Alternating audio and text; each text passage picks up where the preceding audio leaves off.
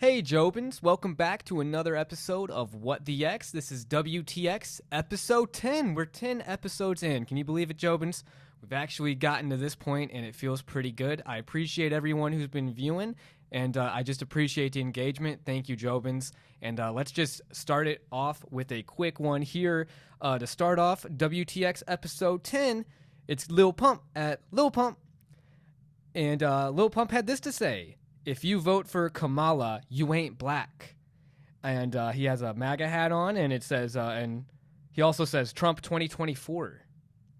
Lil Pump says, if you vote for Kamala, you ain't black. Trump 2024. I do think it's interesting how more like at least black celebrities, like Kanye West originally was kind of the first guy to do it with the Trump hat, and now you got Lil Pump doing the same. And just people that are, in the black community coming out and looking like they're voting Republican, which has always been, more Democrat aligned, or the Democrats are always going more for the black vote. It felt historically, so it's pretty crazy to see Lil Pump say that. And of course, he got a lot of outrage, a lot of comments saying you ain't black or this guy's Mexican. It's pretty mean stuff. But I respect Lil Pump's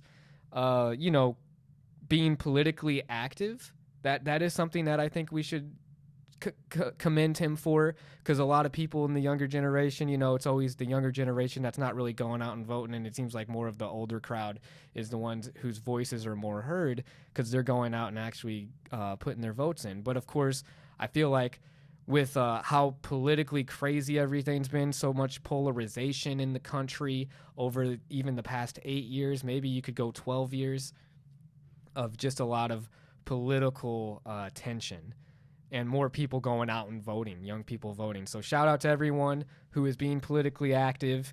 And I do have one thing I want to say about it. Lil Pump, I don't think you should,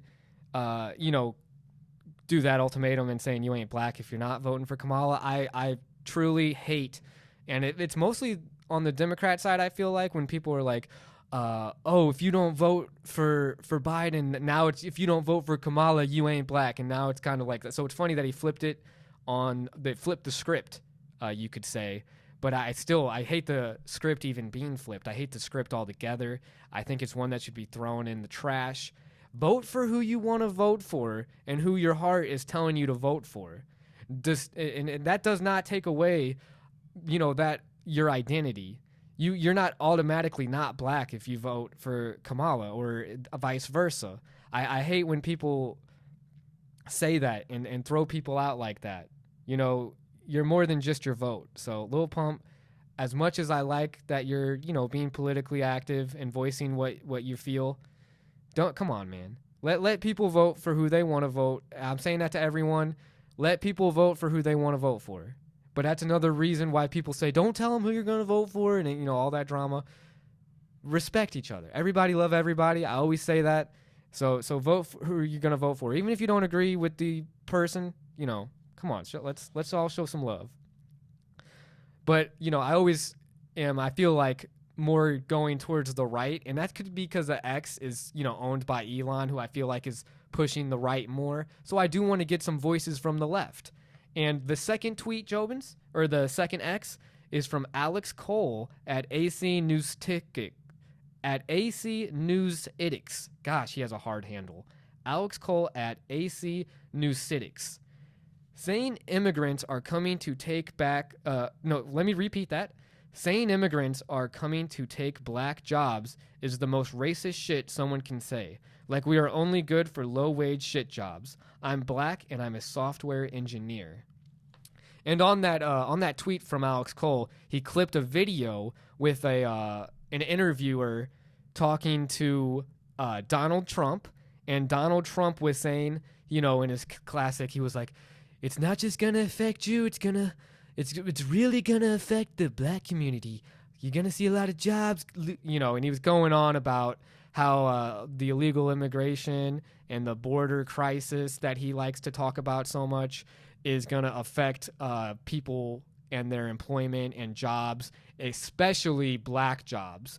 And it is problematic for him to say that, to single it out like that. I do agree with Alex. That's a little bit of some subtle racism. Maybe Donald Trump didn't mean that. Maybe it was a microaggression. But I do see where Alex is coming from because, it's just low-earning jobs is what I would have said. Just that, hey, people that are already struggling might even be struggling just to find competitive wages, especially with, if the border crisis and the immigration is as serious as a lot of people in the news says. So respect to Alex Cole for voicing his opinion. He gets a lot of hate on X too. I respect people that voice their opinions despite getting roasted, especially because I remember him getting roasted by Andrew Tate a while ago, who said some nasty stuff. But let's move on to the third tweet, Jobins. This one is from Kamala Harris at Kamala Harris. Building up the middle class will be a defining goal of my presidency because we know that when our middle class is strong, America is strong. I hate to say it, Jobins, but I hate when politicians especially say these romantic things that how could I not want to vote for someone who says something about raising the middle class up where it's the majority of people? Well, actually, now it's getting to the point where are you really even considered middle class if you're not earning at least $100,000 a year? Because that's like the new standard and the inflation and everything like that. The middle class is shrinking and it is a problem. But what are you going to do? What are you going to do, Kamala? Because guess what? Biden had promises too. And what happened? I got voter's remorse still. He hasn't done anything. Name one thing he's done in his administration. One thing. Any Jobin who has something to say, I would love to hear it in the comments. If there's a pro-Biden thing you have to say, if you're like, hey, well, he actually did this during his administration, please let me know. Because honestly, I can't think of a single thing that man has done in office. And Kamala was under him. And it was like, she never popped into my mind, Jobins, until he dropped out of the race. And then all of a sudden, now they're propping her up. What has she done? What have either of them, the administration, the Biden administration, what has it done? So when you're saying these lofty goals that you're setting in your presidency that you're going to accomplish, how are you going to do it? How are you going to do it? How are you going to do it? I'm going to repeat that over and over again. How are you going to do it? And I'm not saying that Trump has the solutions either. I haven't really heard any finite plans. Again, I would love to hear, Jobins, if you are like, hey, well, Trump's going to do this, and this, step by step on plans, because all these politicians speak out their ass, and it's like that's another reason I'm voting for Robert Kennedy Jr. Or Robert F. Kennedy, right? Because he already had some things that he was going to do for sure, and that because he has the ability to pardon people. Snowden and mainly Snowden because of the leaks and everything. I feel like that dude's a hero. So the fact that he's exiled in Russia is just ridiculous. And the current administration and previous administrations, including Trump's administration, could have easily pardoned that man just to show that they really are for the people. Because they're not. They're not for the people. They're not for you and me, Jobins. And who knows? Maybe Robert Kennedy Jr. or RFK isn't for us either. But he seems like the least problematic one that I actually see doing something and telling me he's going to do something. That's something that it can be accomplished. How are you, Kamala, going to save the middle class? I want to hear it. I would love to hear it. Tell me. So we're going to move on. Sorry, guys, I get a little heated just because it's just every politician does it, gives these promises, says they're going to do this, vote for me, we can do it, change is in the air. Let me see it. Let me see it. Number 4 here. J.D. Vance, Trump's running mate at J.D. Vance, had this to say. Kamala Harris questioned my loyalty to America. I enlisted in the Marines for this country. I built a business for this country. And my running mate took a bullet for this country. What the hell has Kamala done to question our loyalty to America? Damn, J.D. Vance coming for the throat on that one. And I just want to say, Jobins, any of you that have served, anybody that's served, thank you. Thank you for what you've done, protecting our freedoms, making sure that we have those freedoms. A lot of people, I feel like, maybe overlook how important it is for our veterans and the military and the service.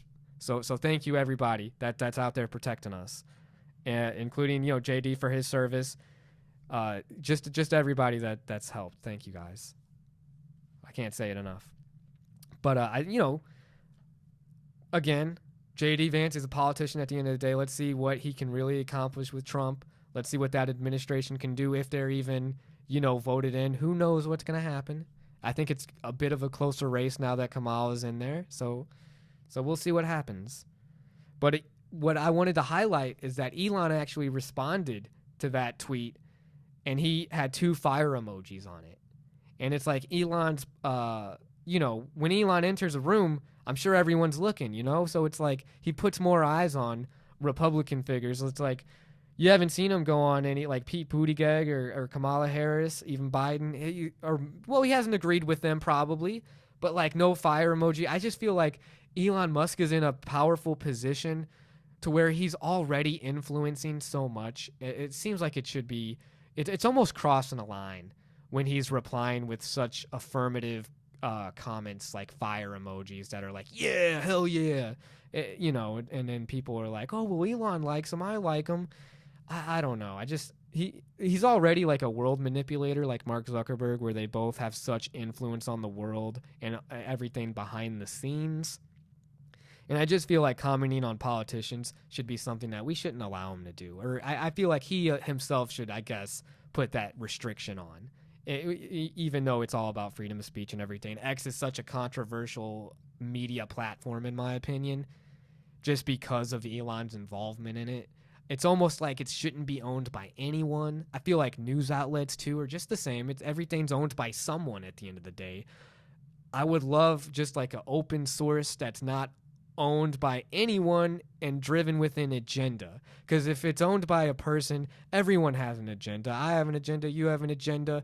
There's goals that we have, things that we want to accomplish. And I just feel like that influence is just a little too much influence. I'd like to see some restriction, or maybe just an open platform that doesn't feel so, puppeteerish, where there's someone that's pulling all the strings.